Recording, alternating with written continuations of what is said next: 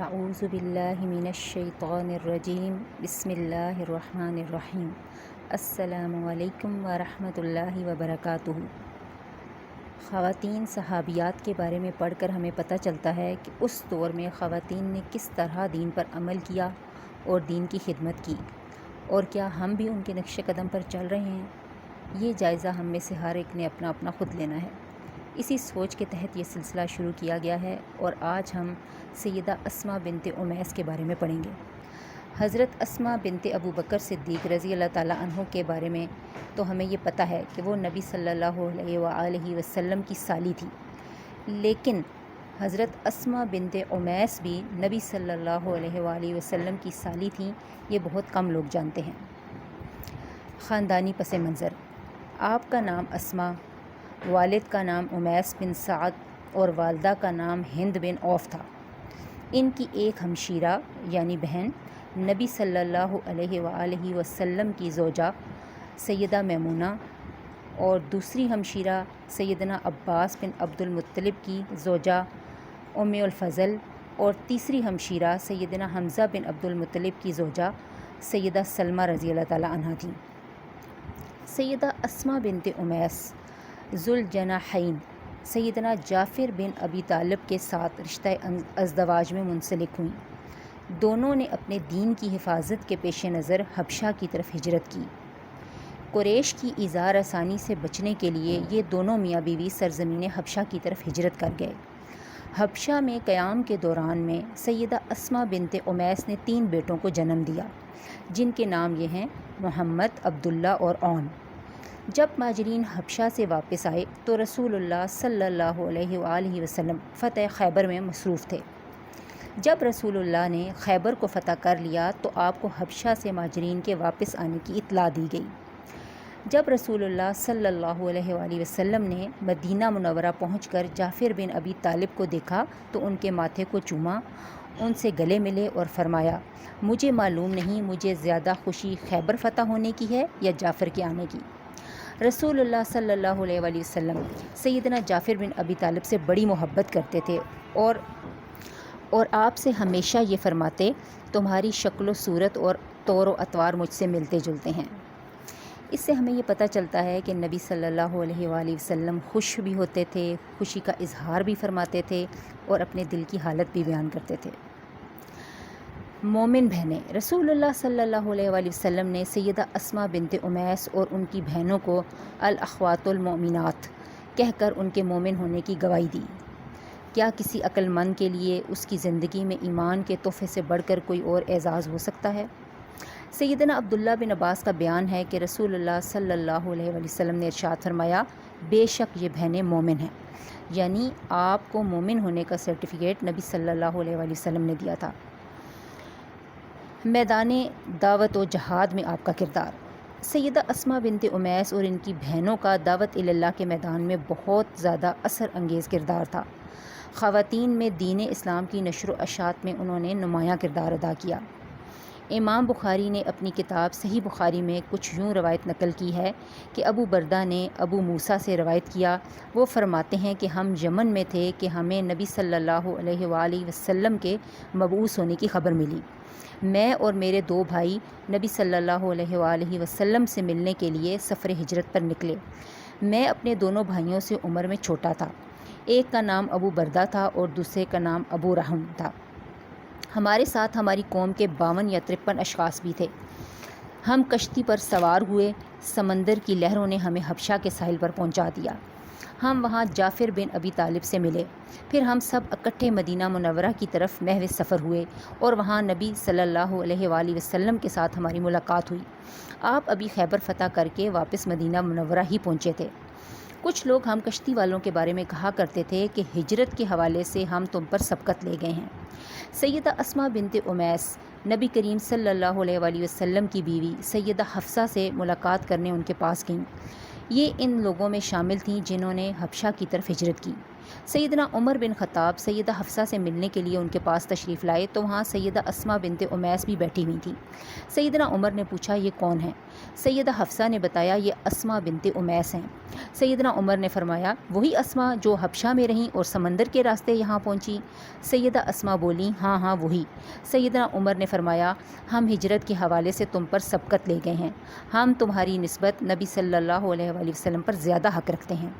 یہ سن کر سیدہ اسماء ناراض ہو گئیں، کہنے لگیں واللہ ایسا نہیں ہو سکتا، تم رسول اللہ صلی اللہ علیہ وآلہ وسلم کے ساتھ رہے، وہ تمہارے بھوکھوں کو کھانا کھلاتے رہے، تمہارے جائلوں کو واعظ و نصیحت کرتے رہے، جبکہ ہم دور دراز پردیس میں اللہ اور اس کے رسول کی رضا کی خاطر جدائی کے دن کاٹتے رہے۔ اللہ کی قسم میں اس وقت تک نہ کھانا کھاؤں گی نہ پانی پیوں گی جب تک یہ بات رسول اللہ صلی اللہ علیہ وآلہ وسلم کے گوشے گزار نہ کر دوں۔ اللہ کی قسم میں جھوٹ نہیں بولوں گی، بالکل وہی بات کروں گی جو آپ نے مجھے کہی، اس میں ذرا برابر بھی کمی بیشی نہیں کروں گی۔ جب نبی کریم صلی اللہ علیہ وآلہ وسلم تشریف لائے تو سیدہ اسماء نے عرض کیا اے اللہ کے رسول، عمر بن خطاب نے مجھے یہ کچھ کہا ہے۔ آپ نے فرمایا تم نے جواب میں اسے کیا کہا؟ تو انہوں نے عرض کیا کہ میں نے اسے یہ کچھ کہا ہے۔ پھر رسول اللہ صلی اللہ علیہ وآلہ وسلم نے فرمایا کوئی تم سے زیادہ مجھ پر حق نہیں رکھتا۔ عمر اور اس کے ساتھیوں نے ایک ہجرت کی جبکہ تم کشتی والوں نے 2 ہجرتیں کرنے کی سعادت حاصل کی۔ سیدہ اسماء فرماتی ہیں کہ ابو موسیٰ اور کشتی والے میرے پاس جتھوں کی صورت میں آ کر اس حدیث کے بارے میں پوچھتے کیوں نہ کہ ان کے لیے یہی بہت بڑی خوشی تھی کہ نبی کریم صلی اللہ علیہ وآلہ وسلم نے انہیں 2 ہجرتوں کی سعادت حاصل کرنے والے قرار دیا تھا۔ نبی کریم صلی اللہ علیہ وآلہ وسلم کا یہ فرمان ان کے لیے بہت بڑا اعزاز تھا اور اس پر وہ بہت نازاں و فرحاں تھے۔ ابو بردہ بیان کرتے ہیں سیدہ اسماء فرماتی ہیں کہ ابو موسیٰ میرے حوالے سے بار بار یہ حدیث بیان کرتے تھے۔ شہید جعفر طیار کی بیوی۔ جب سیدہ اسماء بنت امیس اور ان کے خاوند سیدنا جعفر طیار نے مدینہ منورہ میں مستقل رہائش اختیار کر لی تو جعفر رسول اللہ صلی اللہ علیہ وآلہ وسلم کے ہمراہ ہر مارکے اور جنگ میں شریک ہونے لگے، یہاں تک کہ رسول اللہ صلی اللہ علیہ وآلہ وسلم نے رومیوں کے خلاف لڑی جانے والی جنگ موتا میں جن 3 اشخاص کو یکے بعد دیگرے امیر لشکر بننے کا حکم دیا ان میں ایک سیدنا جعفر طیار رضی اللہ تعالیٰ عنہ تھے۔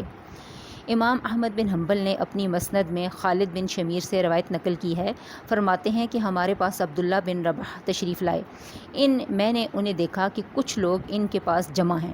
اس نے کہا کہ ہمیں رسول اللہ صلی اللہ علیہ وآلہ وسلم کے ایک شاہسوار صحابی سیدنا ابو قتادہ نے حدیث بیان کی کہ رسول اللہ صلی اللہ علیہ وآلہ وسلم نے رومیوں کے مقابلے کے لیے لشکر روانہ کرتے ہوئے ارشاد فرمایا تم زید بن حارثہ کو اپنا امیر بنانا، اگر زید شہید ہو جائے تو جعفر کو اپنا امیر بنانا، اور اگر وہ شہید ہو جائے تو عبداللہ بن رواحہ انصاری کو اپنا امیر بنا لینا۔ سیدنا جعفر طیار نے کہا اے اللہ کے رسول، میرے ماں باپ آپ پر قربان ہوں، میں کوئی تھکا ماندہ تو نہ تھا کہ آپ نے زید بن حارثہ کو میرا امیر مقرر کر دیا۔ رسول اللہ صلی اللہ علیہ وآلہ وسلم نے فرمایا آپ چلیں، آپ کو یہ معلوم نہیں کہ کون بہتر ہے۔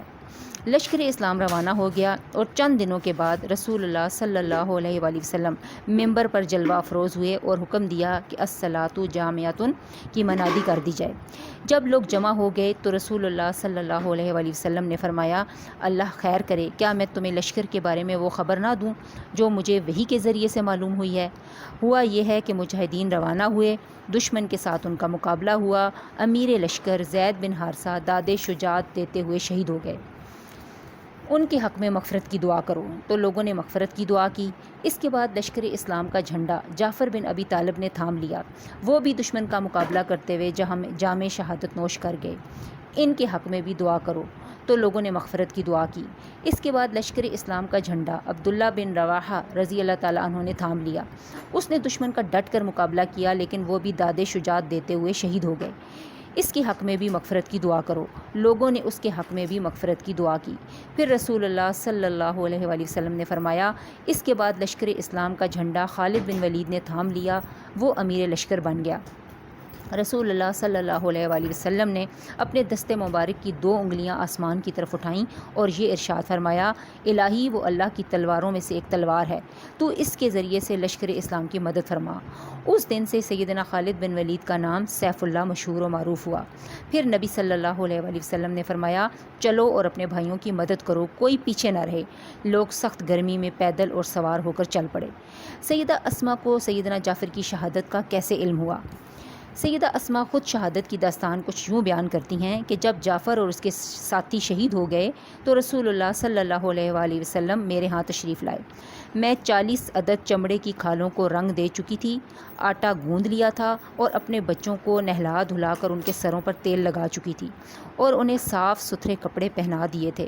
رسول اللہ صلی اللہ علیہ وآلہ وسلم نے فرمایا، جعفر کے بچوں کو میرے پاس لاؤ۔ میں نے تمام بچوں کو آپ کی خدمت میں پیش کر دیا۔ آپ ان سے پیار کرنے لگے۔ میں نے دیکھا کہ آپ کی آنکھوں سے آنسو جاری ہیں۔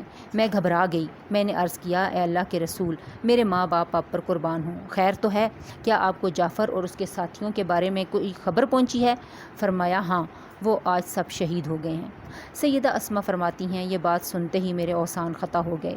میں رونے لگی اور وہاں سے اٹھ کھڑی ہوئی۔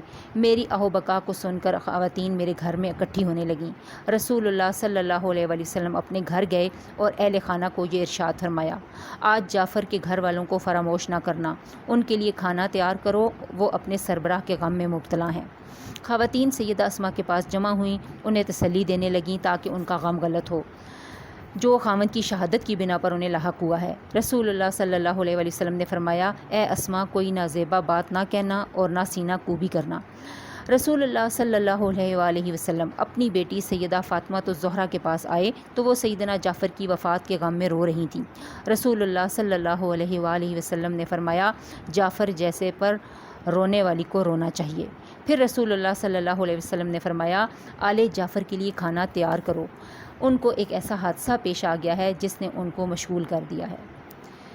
یہاں آپ کی زندگی کا ایک دور ختم ہوتا ہے۔ اب ہم کل دیکھیں گے کہ آپ کی باقی زندگی کیسے گزری۔